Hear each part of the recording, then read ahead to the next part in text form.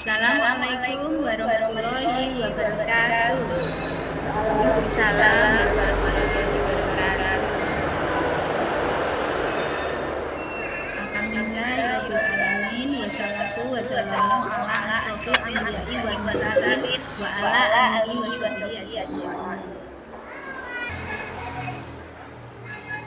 Pertama-tama, marilah kita panjatkan syukur kehadirat Allah Subhanahu wa taala karena atas rahmat, taufik, hidayah dan nikmat kesehatan yang diberikan, kita bisa berkumpul pada pagi hari ini meskipun kita melalui tatap maya.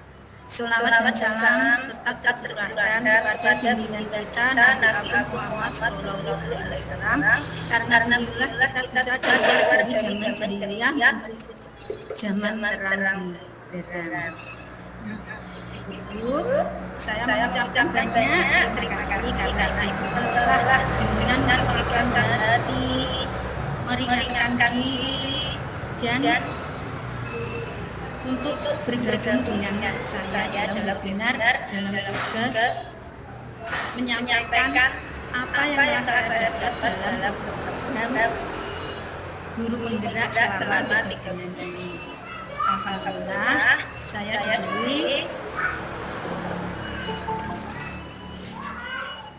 diberi tugas untuk membuat webinar dan menyampaikan apa yang saya dapat selama 3 bulan ini kepada rekan-rekan dan semoga apa yang kita dapatkan hari ini semoga membawa berkah kebaikan kepada kita semua. Dan saya sekali lagi mengucapkan terima kasih kepada Ibu atas waktunya. Semoga amal ibadah semua diterima oleh Allah Subhanahu wa taala. Saya bismillahirrahmanirrahim.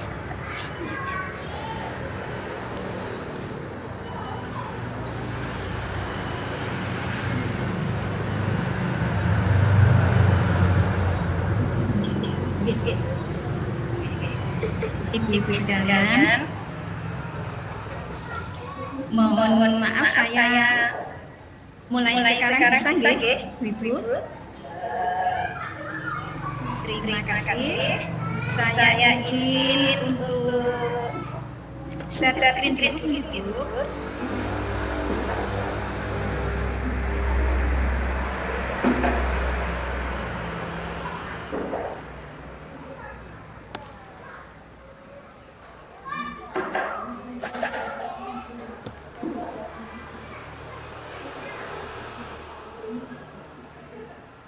Pripun Ibu, sampun ketawis?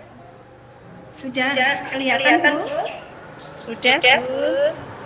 PPT-nya. Oh, iya. Terima kasih ya. Bisa saya yang sekarang Bu ya. Mohon maaf. Ini saya presentasi tentang tugas dari CGP Angkatan 4 Kabupaten Tulungagung, yaitu modul 1.4 tentang budaya positif. Di sini saya mengambil judul yaitu penerapan budaya positif melalui ayat Nah, di sini adalah budaya positif, pengertian budaya positif ini maksudnya bagaimana ya? Kira-kira mungkin Ibu ada yang mau sharing? Nah, di sini kita berbagi bersama-sama ya. Kita saling sharing.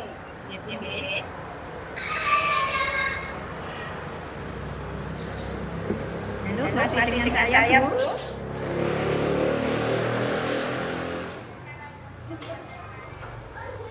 Nah, di sini budaya positif adalah maksudnya adalah melalui suatu pembentukan. Nah, pembentukan apa ya?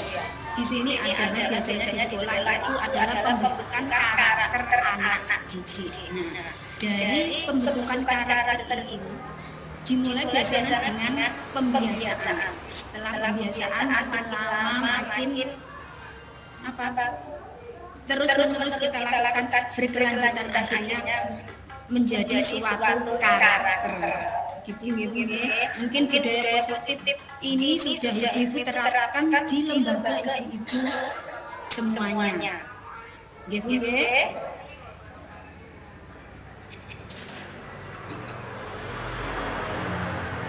Langsung nggih Bu nggih.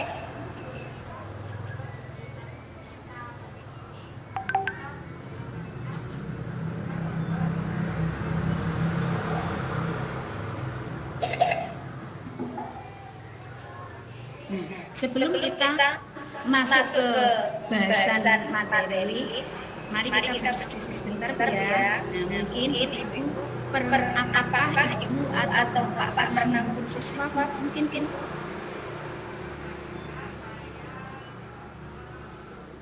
alhamdulillah kalau tidak, tapi mungkin karena kita di lembaga PAUD ya, itu mungkin tidak berlaku hukuman bagi siswa. Mungkin untuk kelas yang atasnya mungkin itu berlaku. Ada beberapa mungkin guru yang masih berpikiran untuk menghukum siswa. Dan menurut Bapak atau Ibu, boleh atau tidak kita menghukum siswa? Bagaimana Bu? Bisa menyampaikan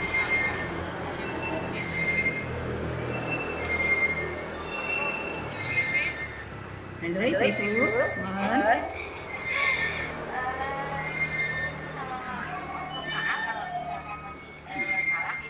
Sebenarnya untuk menghukum siswa itu adalah tidak diperbolehkan gitu ya.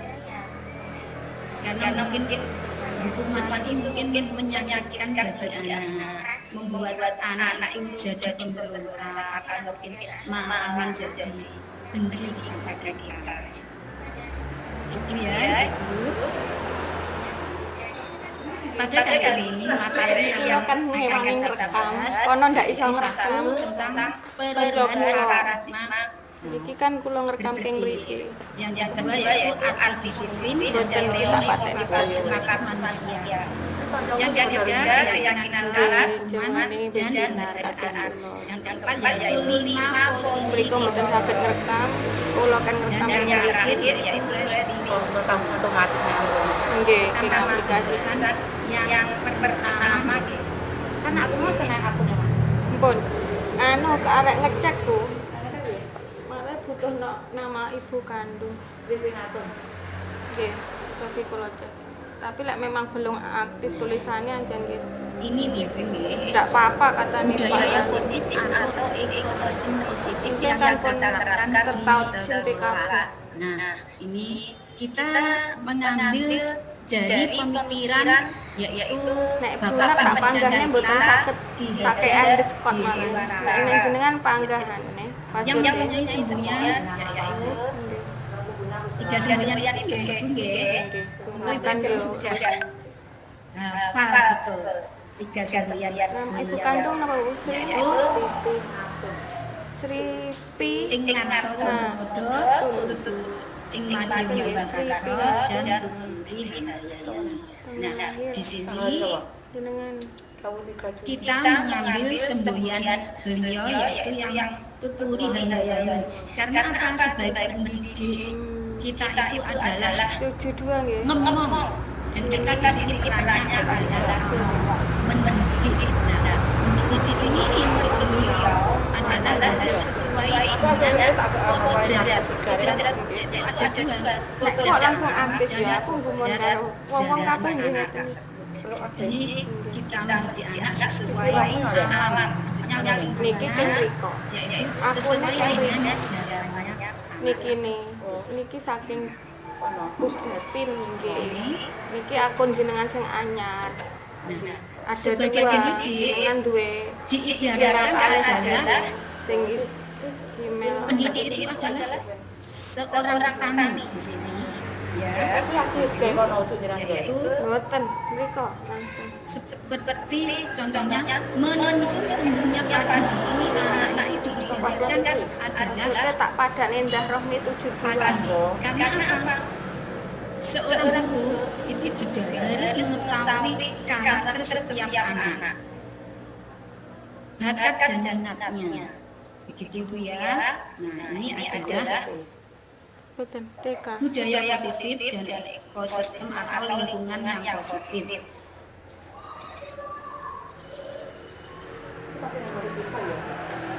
Nggih.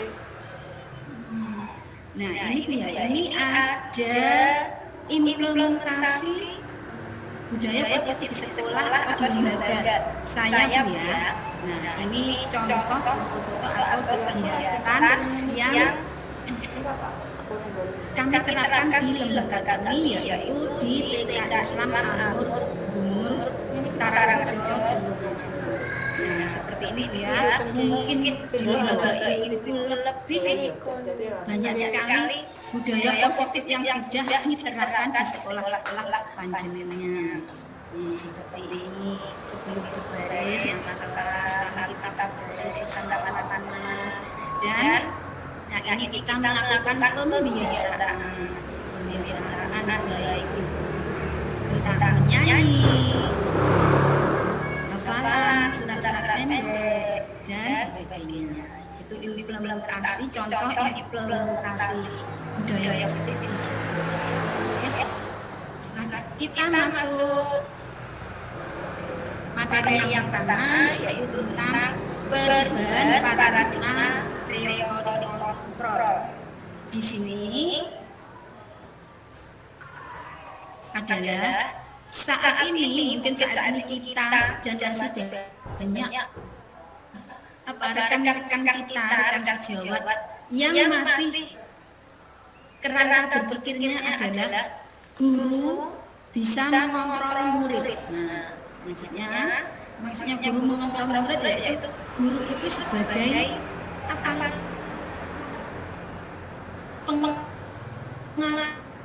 Pengawas, selalu mengontrol murid dan apa yang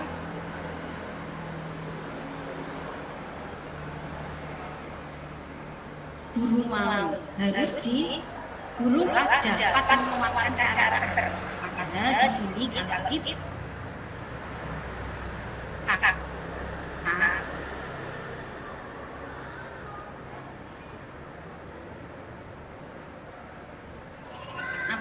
lebih mempelajari lebih dalam menguatkan karakter, melemahkan karakter anak didik, gitu ya. Yang keempat mungkin guru ada paradigma atau kerangka pikirnya semua itu kalau mungkin menurut. Nah, di sini selanjutnya kerangka berpikir orang dewasa mungkin mempunyai hak untuk memaksa anak didik karena dia berpandangan bahwa aku lebih dewasa, lebih tua, lebih mengerti, mungkin pandangan seperti ini. Nah, tapi perubahan paradigma tentang ilusi kontrol itu bisa diubah menjadi teori kontrol yaitu melalui kita berpikir kita tentang stimulus respon tersebut. Nah, dan tentang teori kontrol. Di sini kita mencoba mengubah orang berpandangan salah menentukan. Jadi pandangan kita itu, maksudnya pandangan orang lain bersama dengan yang kita pakai. Kalau hubungannya adalah kontrol, kita berusaha memahami pandangan orang lain tentang itu sudah berbeda ya, tentang stimulus respon dan teori kontrol. Kalau menurut kita dengan adanya perilaku buruk dilihat sebagai suatu kesalahan, itu menurut kita. Tapi menurut teori kontrol itu semua perilaku meskipun itu salah asalnya mesti memiliki tujuan. Kita harus memahami pandangan orang lain yang mungkin berbeda dengan lawan teori kontrol. Selanjutnya yaitu menurut stimulus respon, saya bisa mengontrol orang lain. Ketiga, Tapi keyakinan kalau pengalaman dan pembanggaan. Anda tidak bisa mengontrol orang Lima, lain posisi dan netral dan seterusnya. tiga, restitusi. Di sini Itu adalah berarti perubahan paradigma cara stimulus menunggu respon menjadi teori. budaya Jadi positif dengan cara saat ini kita mungkin masih banyak sekali yang ke perubahan paradigma. berpikiran stimulus respon itu belum sampai ke teori.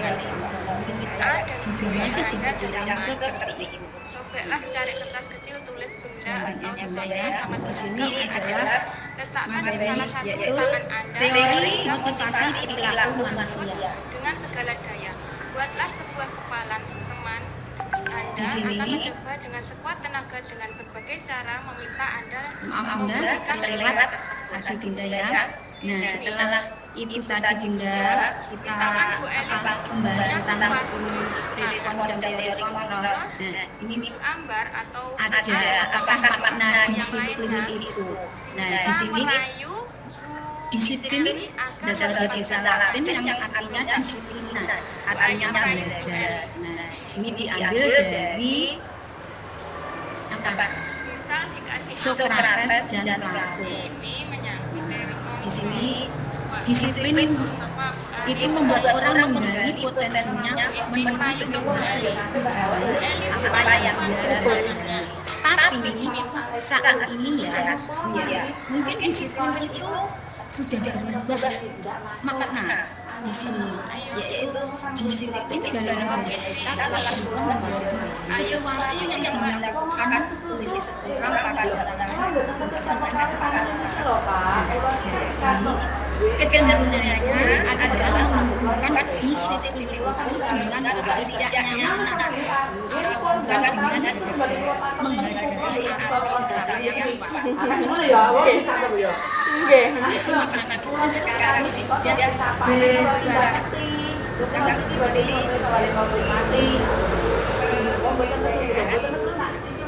selanjutnya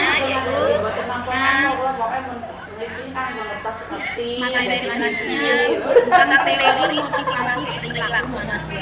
Terakhir Manusia mau renek perilakunya manusia balik malah suhu kayu ada dua yaitu motivasi eksternal dan motivasi internal. Nah, di sini mungkin seumpama contohnya untuk menghindari ketidaknyamanan biasanya anak itu berpikir apa yang akan terjadi pada saya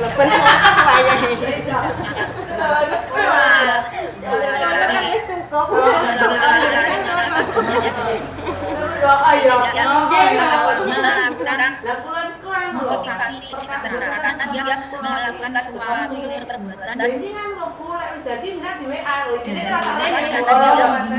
ke ketidaknyamanan.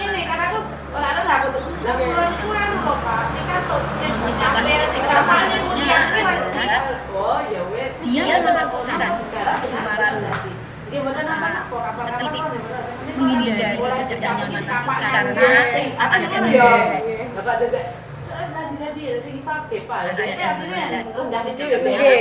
seumpama saya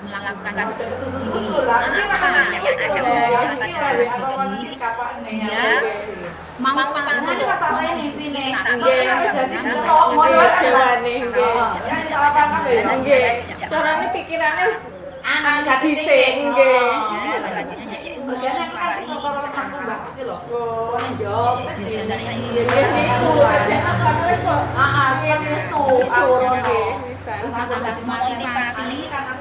yang sangat kita harapkan, tapi biasanya motivasi tersebut jarang dilakukan. Jadi ketika motivasi tersebut kira-kira Sami mawon. banyak sekali yang dilakukan yang mana? Ya, Sami mawon buruk ini. motivasi adalah menghindari ketidaknyamanan atau mendapat imbalan atau Enggak. menghargai diri sendiri, yaitu memang kesadaran dari dia sendiri. Itu ya kamu selanjutnya ini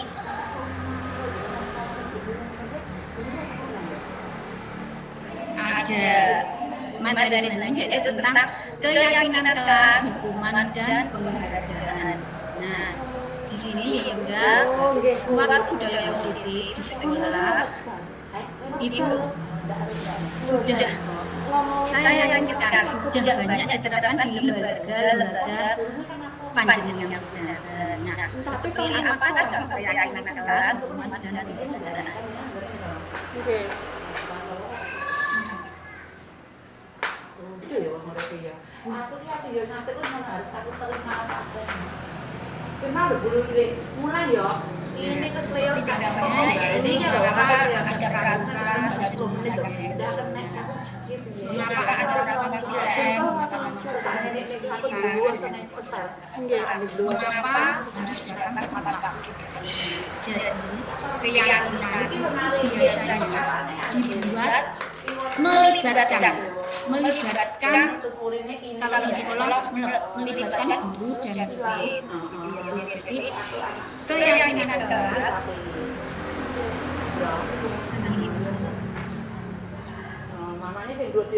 jadi keyakinan kelas itu dibuat agar melibatkan anak-anak dan anak itu merasa bahwa saya bagian dari kelas dan ikut membuat kebaikan di kelas tersebut. Jadi keyakinan kelas itu nanti merupakan motivasi intrinsik dan kesadaran dari anak-anak tersebut.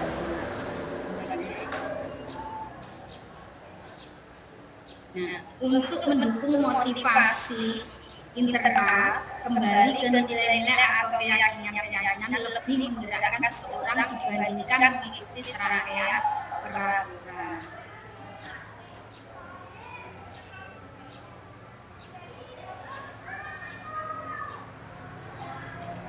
Nah, ini Bunda.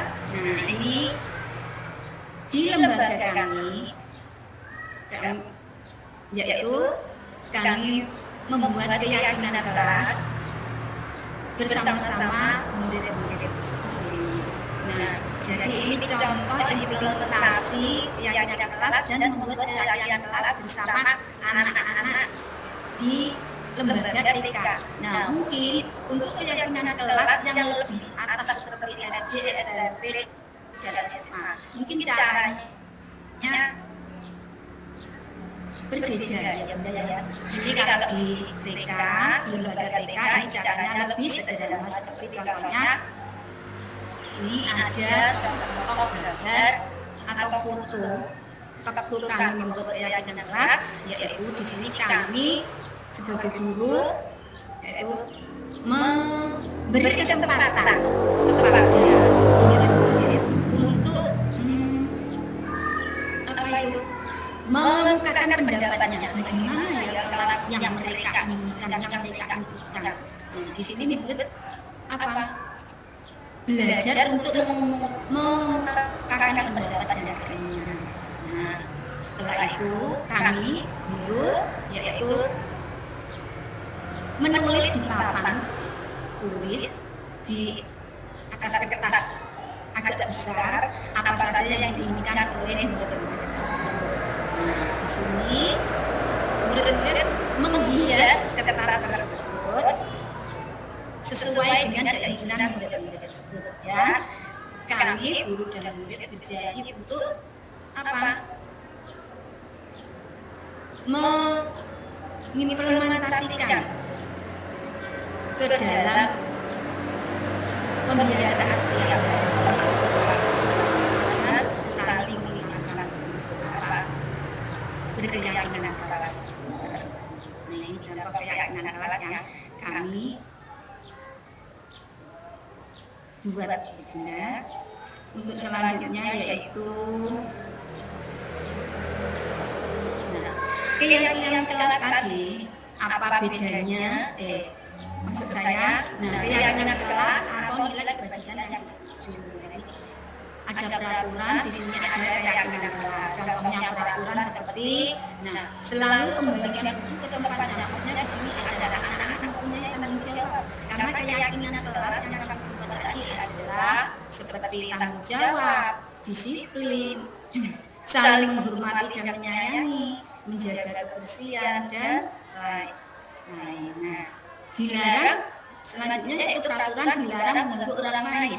Nah, di sini ada keyakinan kelas yaitu menghormati orang lain dan diri sendiri. Selanjutnya yaitu peraturannya di sekolah seperti hadir di sekolah 15 menit sebelum pembelajaran dimulai. Nah, untuk keyakinan kelas yaitu kami membuat menghormati orang lain, komitmen pada tujuan, yaitu contohnya disiplin tidak terlambat. Selanjutnya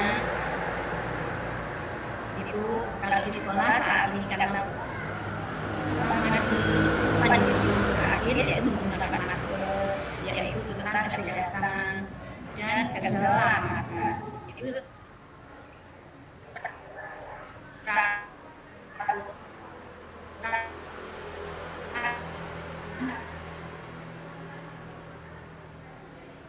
menuju keyakinan Bunda ya. Nah, ini ada maksudnya di sini adalah dihukum oleh penghargaan. Maksudnya di sini adalah dia seseorang karena memang motivasi perilakunya itu eksternal, dia tidak melakukannya dari dalam diri sendiri. Nah, biasanya hukuman oleh penghargaan itu biasanya pengaruh jangka pendek dan jangka panjang. Penghargaan untuk menghukum, sebaiknya penghargaan mengurangi ketaatan. Nah, sebaiknya meskipun kita menganjurkan anak untuk disiplin, sebaiknya itu kita menghindari penghargaan. Karena mungkin anak mau disiplin tapi karena dia ada imbalan atau hadiah. Nah, biasanya penghargaan itu merusak hubungan. Contohnya seperti aku tidak mau terlambat sekolah karena mungkin nanti dihukum ya Bunda. Selanjutnya ini mungkin ada perbedaan ya. Hukuman di sini tidak tentang tindakan guru, hukuman atau konsekuensi.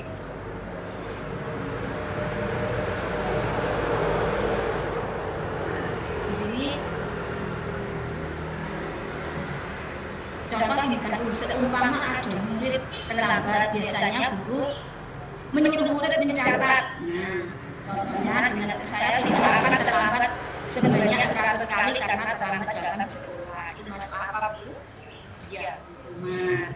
Menyuruh murid lari mengelilingi basket 2 kali karena terlambat hadir. Nah, itu masuk hukuman.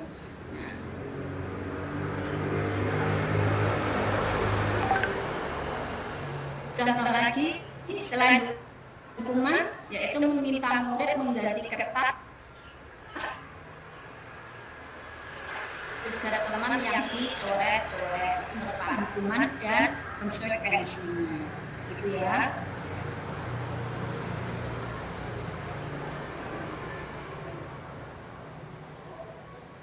Nah, selanjutnya Bunda ya, untuk yang ini ada gambar-gambar ini ya, yaitu tentang kebutuhan dasar manusia.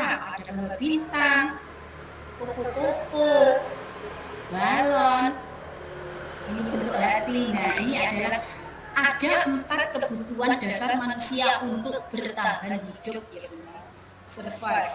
Nah, ini ada biologi. Ini adalah kebutuhan manusia yang berupa cinta kasih. Lalu ini adalah kebutuhan penguasaan atau kekuasaan. Nah, ini freedom ini adalah kebutuhan dasar manusia berupa kebebasan karena manusia ingin bebas. Dan selanjutnya yaitu kebutuhan dasar manusia yang berupa kesenangan. Ya. tadi ada kebutuhan dasar, 4 kebutuhan dasar itu ya Bunda ya.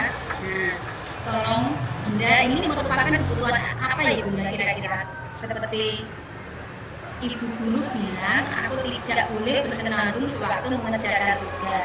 Katanya kelas harus tenang, tidak ada suara, padahal kan aku suka dan senang menyanyi. Jadi ini termasuk kebutuhan apa ya Bunda untuk manusia? Kebutuhan dasar apa ya?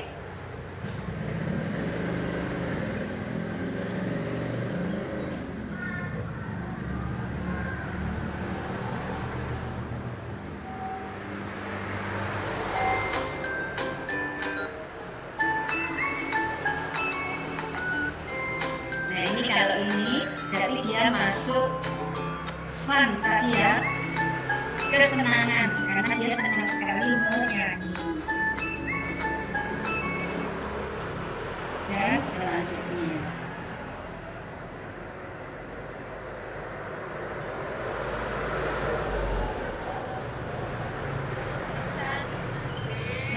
ini ada materi tentang 5 posisi kontrol. Nah, maksudnya di sini adalah sebagai guru.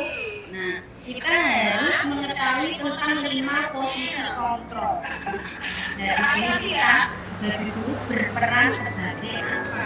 Nah, biasanya saat ini tapi tidak semuanya banyak sekarang yang apa? Yang bisa sebagai teman atau ini sebagai manajer. Ada 5 posisi kontrol yaitu yang pertama yaitu tentang pendukung. Nah, contohnya di sini ada 5 posisi kontrol yaitu pendukung, pembuat merasa bersalah, teman, pemantau, dan manajer. Nah, di sini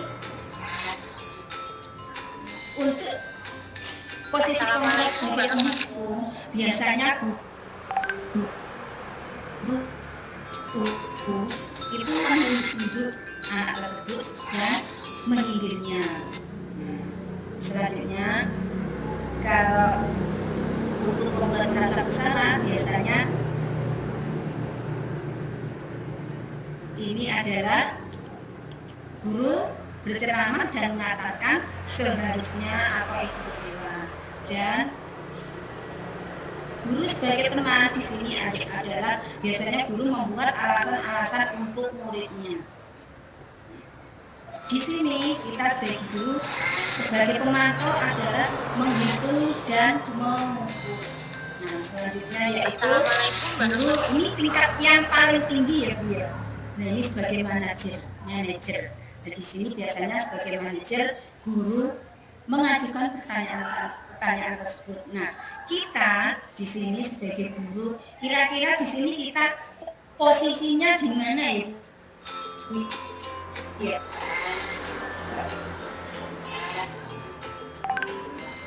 Ada di posisi mana ya? Assalamualaikum warahmatullahi. Nah, sebaiknya kita ada di posisi pemantau dan manajer di 5 posisi kontrol tersebut.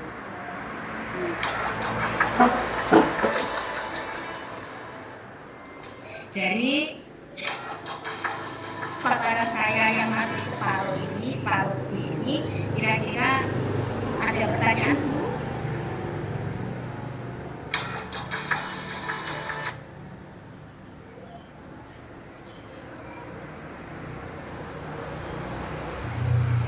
Mungkin ada pertanyaan Bu? Sementara ini masih jelek Bu, belum ada pertanyaan. Iya, terima kasih Bu ya. Bisa saya lanjutkan Bu ya?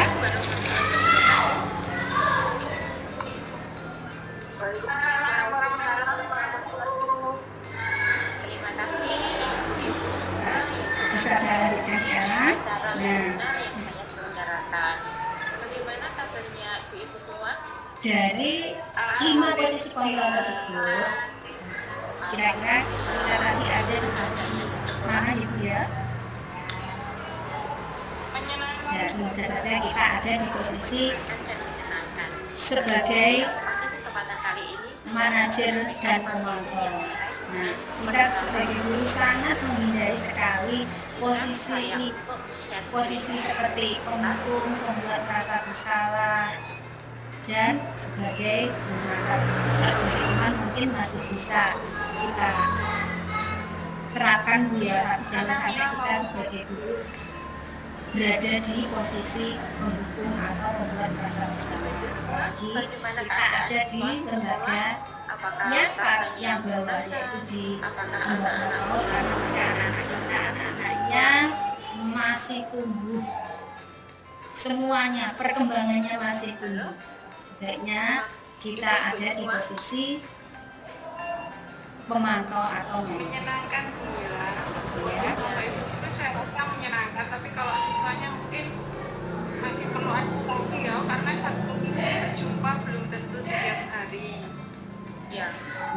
Untuk yang terakhir Bu ya, ini ada materi yang terakhir yaitu tentang restitusi. Di sini apa arti restitusi? Mungkin Ibu sering mendengar nggih, sering mendengar tapi belum begitu memahami apa arti restitusi untuk lembaga sekolah. Apakah memang diperlukan sekali restitusi itu diterapkan di sekolah atau di lembaga lain? Mungkin tidak hanya sekolah, mungkin di lembaga lain selain sekolah bisa diterapkannya. Restitusi sendiri itu adalah menurut Gisen 2004, yaitu restitusi adalah proses menciptakan kondisi bagi murid untuk memperbaiki kesalahan mereka sehingga bisa kembali ke kelompok mereka dengan karakter yang lebih kuat. Itu adalah bagaimana restitusi itu bisa kita terapkan di sekolah kita. Nah, biasanya restitusi itu ada ciri-ciri ya, yaitu ada 9 ciri restitusi, yaitu yang pertama, sampai bertemu kembali. restitusi itu bukan untuk menebus kesalahan. Jadi meskipun anak itu berbuat salah, tapi bukan untuk menebus dengan restitusi, tapi dari kesalahan tersebut anak belajar dari kesalahan agar dia tidak mengulangi kesalahan yang telah dibuatnya. Begitu ya, Bunda-bunda. Yang kedua, 9 ciri restitusi adalah memperbaiki hubungan. Nah, biasanya restitusi itu cirinya memperbaiki hubungan antara kedua belah pihak atau mungkin ada pihak ketiga untuk memperbaiki hubungan tersebut. Nah, jadi seumpama di sekolah, mungkin di lembaga sering sekali kita lihat anak jawil gitu Bu ya dengan temannya. Nah, itu anaknya ada yang nangis. Nah, mungkin itu karena perbuatannya si A. Nah, jadi guru di sini menggunakan restitusi itu untuk memperbaiki hubungan. Nah, di sini yang ketiga adalah tentang tawaran. Jadi restitusi di sini adalah tawaran, bukan paksaan. Di sini menawarkan, bukan memaksa anak. Jadi di sini biasanya guru berposisi sebagai pemantau atau manajer untuk menawarkan suatu perubahan kepada anak. Apakah anak tersebut mau berubah, tidak berbuat lagi. Nah, ciri yang keempat yaitu menuntun untuk melihat ke dalam diri. Maksudnya kita untuk mengetahui karakter anak tersebut. Yang kelima yaitu ciri restitusi yaitu mencari kebutuhan dasar yang mendasari tindakan. Nah, di sini tadi kebutuhan dasar kita sebagai manusia tadi kan Ada 4 ya. Nah, mengapa anak kok bisa berbuat seperti itu? Apa kebutuhan yang belum dia peroleh sehingga dia berbuat seperti itu? Contohnya dia mengganggu temannya, nah itu tadi, jual jawil, coret-coret bukunya temannya. Nah itu tadi kan ya, kebutuhan dasarnya apa yang mendasari dia berbuat seperti itu. Nah, restitusi juga merupakan cara untuk memperbaiki diri.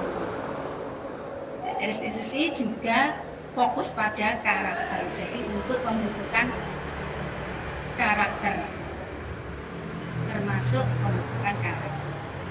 Nah, jadi restitusi juga merupakan untuk fokus pada solusi, mencari jalan keluar.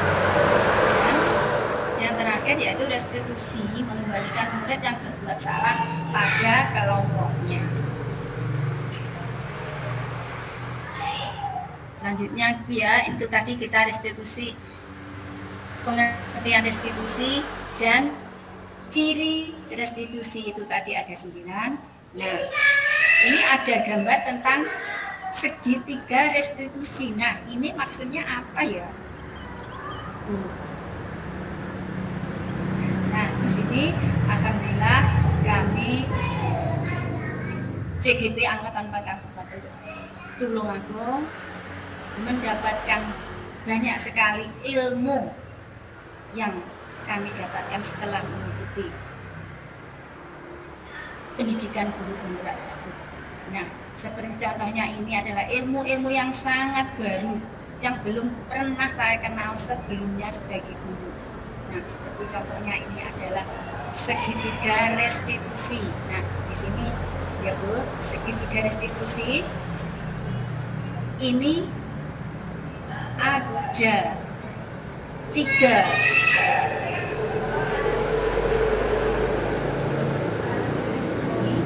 yaitu segitiga restitusi itu satu tentang menstabilkan identitas. Setiap orang pasti pernah melakukan kesalahan, lalu ada validasi tindakan yang salah dan menanyakan keyakinan. Nah, di sini adalah segitiga restitusi itu untuk menstabilkan identitas, validasi tindakan yang salah dan menanyakan keyakinan.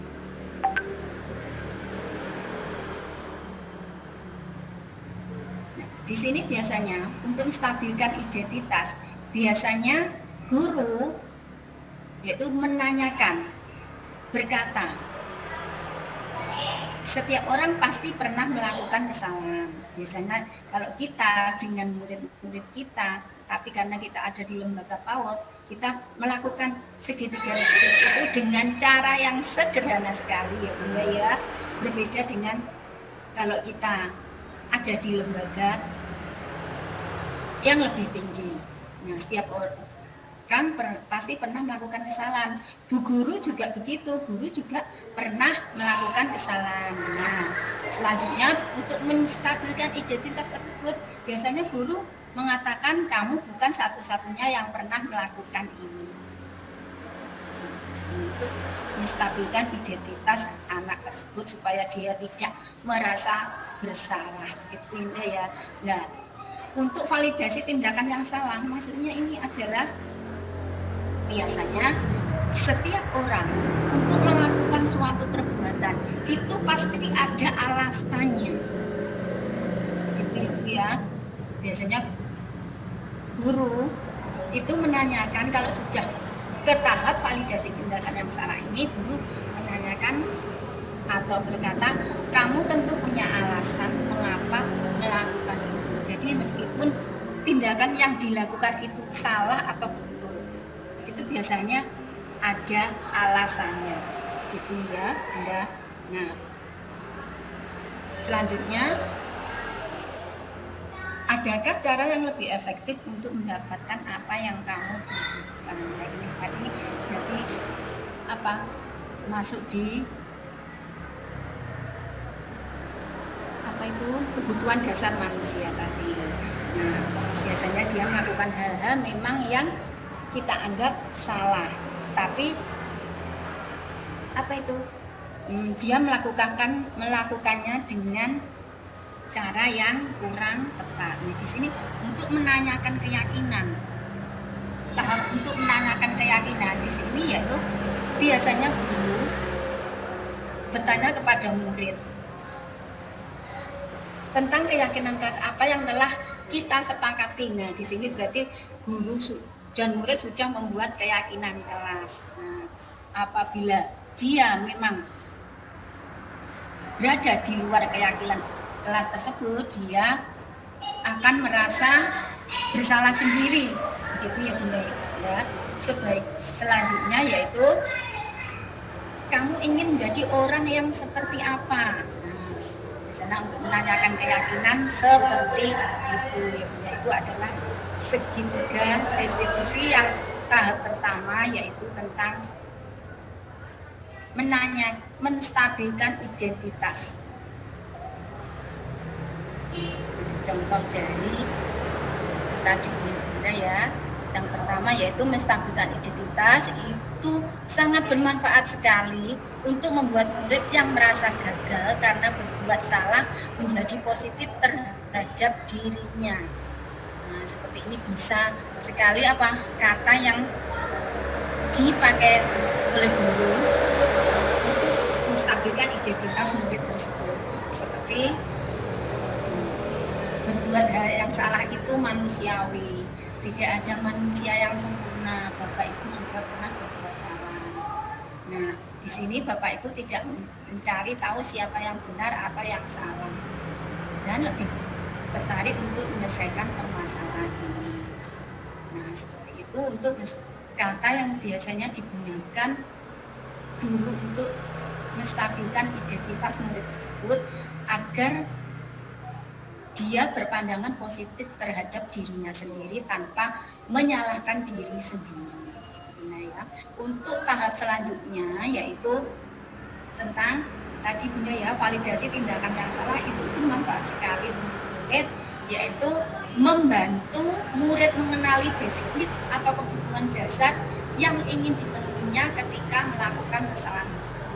Jadi setiap orang tadi kan mempunyai kebutuhan dasar. Jadi ketika ia melakukan tindakan tersebut, pasti ada kebutuhan dasar yang belum terpenuhi dari anak tersebut.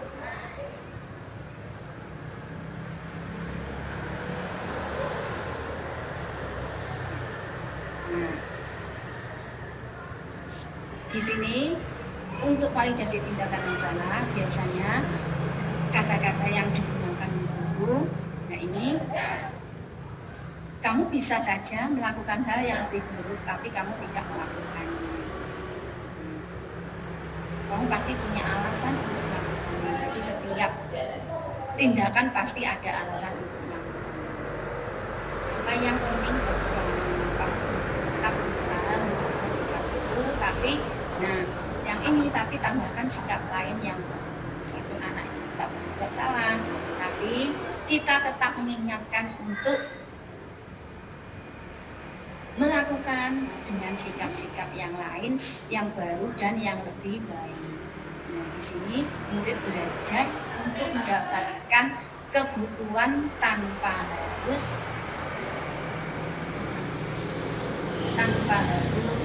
mengganggu murid yang lain. Dan guru berharap besok kamu bisa melakukan dengan lebih baik lagi. Nah, ini untuk validasi tindakan yang salah. Tahap yang kedua dari segitiga restitusi tersebut. Nah, ini ada yang terakhir, yaitu tentang menanyakan keyakinan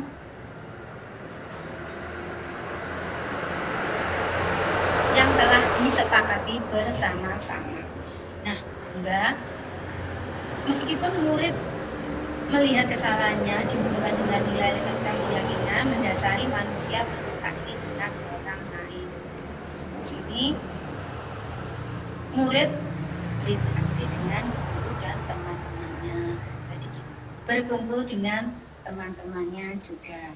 Nah, karena guru dan murid sebelumnya itu sudah membuat keyakinan dan kesepakatan kelas yang sudah disepakati bersama, maka bila ada murid yang mungkin berbuat yang kurang berkenan atau kurang baik bagi teman-temannya, nah guru bisa mengucapkan apa nilai yang kita percaya di kelas atau di sekolah kita. Contohnya nilai-nilai disiplin, tanggung jawab, mandiri, lalu menghormati orang lain, dan sebagainya. Nah, karena nilai-nilai kebajikan atau keyakinan yang sudah dibuat bersama, jadi anak tersebut otomatis insya Allah sudah mengetahui kesepakatan yang telah dibuat bersama. Nah, selanjutnya kelas yang ideal itu yang seperti apa menurut kamu? Biasanya kata-katanya digunakan guru seperti itu. Nah, itu adalah segitiga restitusi yang tahap ketiga untuk menanyakan keyakinan dari anak tersebut.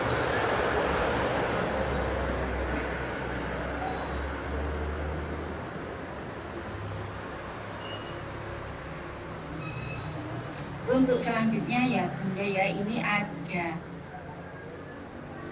intervensi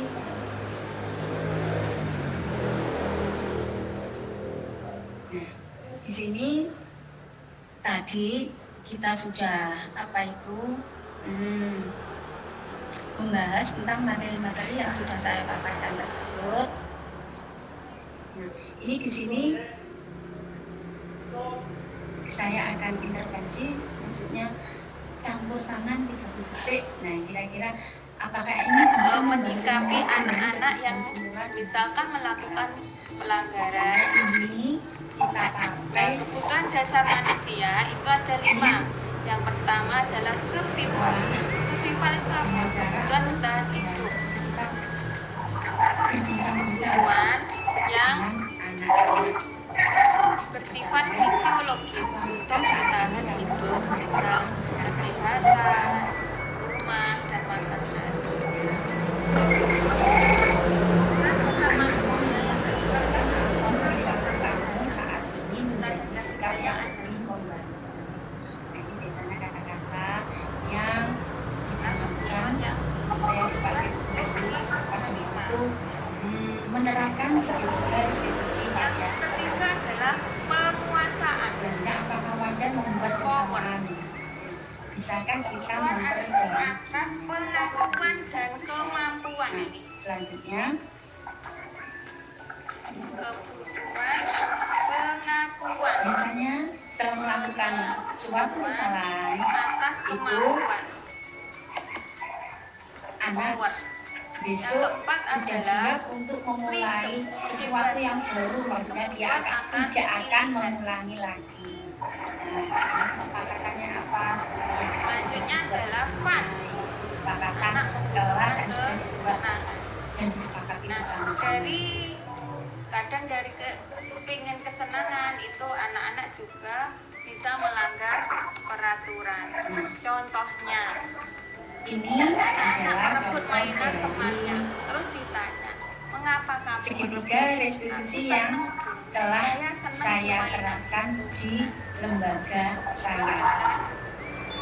Jadi contohnya dulu pada waktu segitiga restitusi kebutuhan apa yang dibutuhkan? itu yaitu ada anak yang Bilang sedang bermain tidak boleh ya, bersenandung sewaktu sedang bermain mengerjakan sendiri. tugas. Nah, Katanya, tapi kelas harus setelah tenang, itu tidak ada suara. temannya yang Padahal datang. kan aku suka Nah, dan senang sedang masuk menyanyi. main, Kebutuhan terus ada apa temannya yang dibutuhkan datang, anak ini lalu sebenarnya? dia merebut mainan tersebut. Nah, karena sudah merebut mainannya, tentu saja anak Senang tersebut menyanyi. Jadi kebutuhan akan apa? Iya. merasa terganggu. Akhirnya apa? Nah, kedua anak tersebut rebutan. Ya Bu ya, rebutan mainan. Nah, rebutan mainan yang satunya yang mainan sendiri tadi yang sudah melihat mainan ini menangis. Selanjutnya setelah menangis, nah anak yang merebut mainan tadi otomatis pergi. Nah setelah itu pada waktu itu juga anak yang merebut mainan tadi saya ajak bercakap-cakap, terus saya tanya,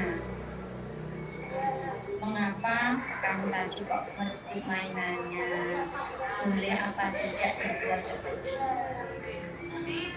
Bagaimana kalau mainannya yang disebut menjawab tanpa merasa kita ajak untuk bercakap-cakap seperti seorang ibu dengan anak. Saya tanya tentang apa keyakinan atau kesepakatan kelas yang ada di luar. Kelasnya adalah tidak mengganggu orang lain. Di sini adalah menghormati orang lain. Nah itu kesepakatan kelas yang kami buat bersama. Nah, itu semuanya. Nah, dari paparan saya tersebut sebelum kita masuk ke refleksi dan pendapat di masa mendatang, kira-kira mungkin ada pertanyaan dari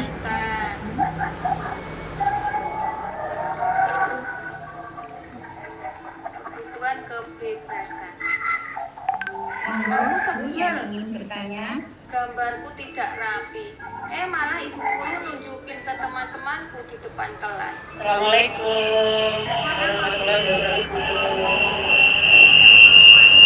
Bunida. Waalaikumsalam warahmatullahi wabarakatuh. Ibu, monggo.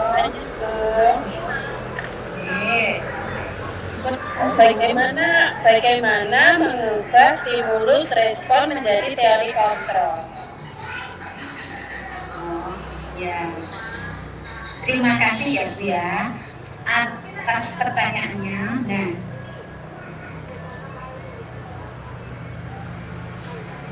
terima kasih atas pertanyaan ya. Ini pertanyaan dari Bu Jenny Yuliati dari PK Islam Abdullah. Di sini adalah untuk merubah stimulus respon atau paradigma berpikir kita untuk menjadi responden yang baik itu mungkin dengan secara perlahan-lahan kita membuat kemajuan secara perlahan sedikit demi sedikit kita bisa merubah sikap atau perilaku kita. Contoh yang baik adalah ketika Anus pembiasaan tersebut sudah dilakukan sejak dulu, budaya positif sudah dilakukan sejak dulu. Mungkin kita akan menggali lagi budaya positifnya. Mungkin ada yang mau menambah? Ya, terima kasih Bu Ida. Sama yang lain.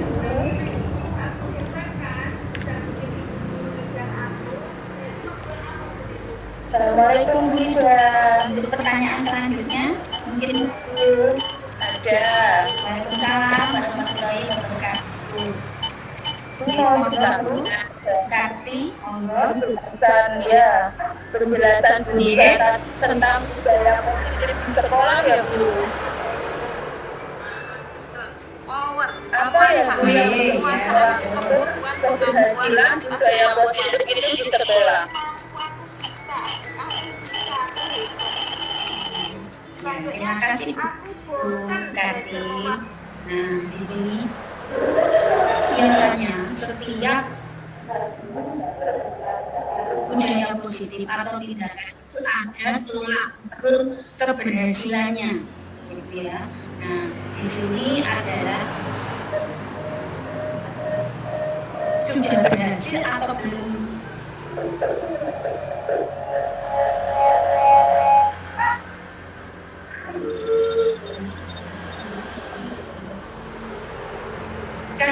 Sebenarnya itu kan terjalin komunikasi yang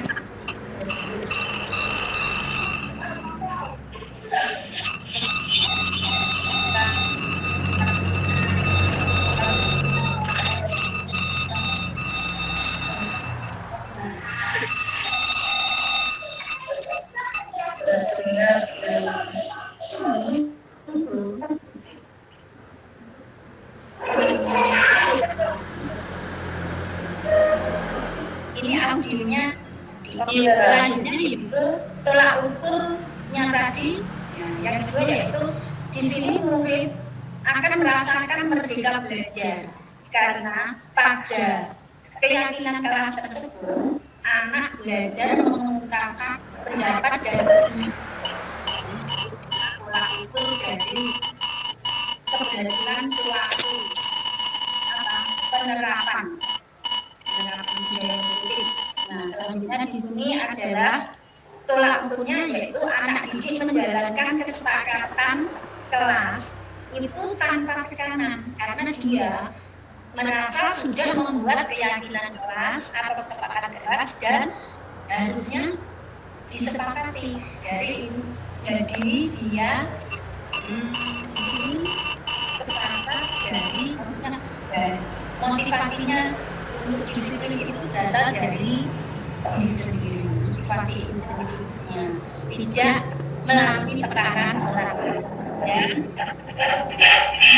kebetulan dua positif tersebut adalah selain keyakinan kelas itu diterapkan di sekolah, tentunya setelah membuat keyakinan kelas ini mungkin anak akan melakukan kesepakatan atau keyakinan di rumah. Begitu ya. Iya. Itu dari suatu keyakinan ya, kelas yang diterapkan. Mungkin ada yang menambah, Bu? Terima kasih Bu Anida atas jawabannya. Sama-sama, Bu. Oke, sama. Dan selanjutnya ini adalah untuk saya yaitu setelah melakukan penerapan budaya positif di sekolah tentunya ada refleksi. Nah, di sini refleksi dan rencana perbaikan untuk pelaksanaan masa mendatang. Jadi di sini ada refleksi dan nah, di sini yang pertama saya harus tetap berkoordinasi dan berkolaborasi dengan kepala sekolah dan rekan sejawat untuk mengevaluasi budaya positif yang telah diterapkan di sekolah dengan cara membaikkan budaya positif yang sudah diterapkan dan menggali budaya positif lain. Nah, di sini saya sangat sekali dengan Bapak Ibu Kepala dan banyak sekali mendukung dan membantu saya dalam pendidikan guru. Dan selanjutnya yaitu rencana kedepannya yaitu perlu adanya koordinasi dan kolaborasi dengan wali murid agar budaya positif tersebut bisa juga diterapkan di sekolah.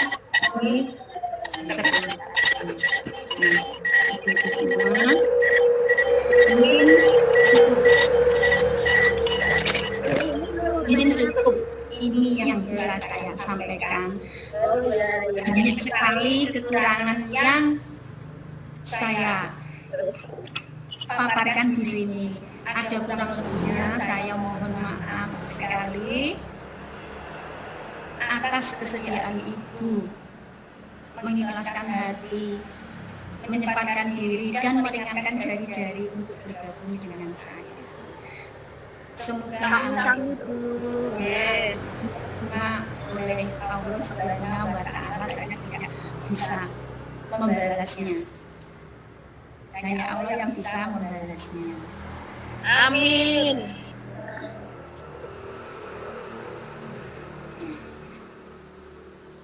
Cukup sekian dari Bu saya saat ini, Bu. Terima kasih sekali atas kehadiran ibu-ibu di webinar saya tentang diskusi budaya positif dengan penerapan budaya positif di sekolah melalui keyakinan kelas. Selanjutnya saya tutup. Wabillahi taufiq wal hidayah. Wassalamualaikum warahmatullahi wabarakatuh. Terima kasih ya Ibu. Waalaikumsalam warahmatullahi wabarakatuh. Terima kasih Bu. Terima kasih Bu. Boleh menutup Pertanyaan diri.